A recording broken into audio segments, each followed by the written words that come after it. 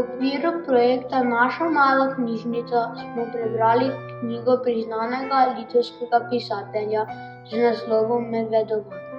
Družina rjavih medvedov se je podala na veliko potovanje okrog sveta, da bi obiskala bližnje in daljne sorodnike, tudi tiste, ki živijo v najbolj skritih kotičkih sveta in najbolj nenavadnih državah.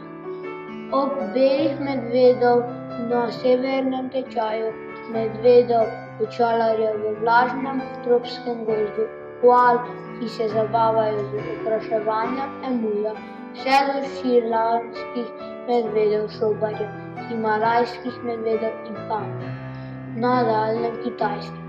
Nad medvedki smo bili tako navdušeni, da smo se odločili izdelati čisto prave in naše prve medvedke.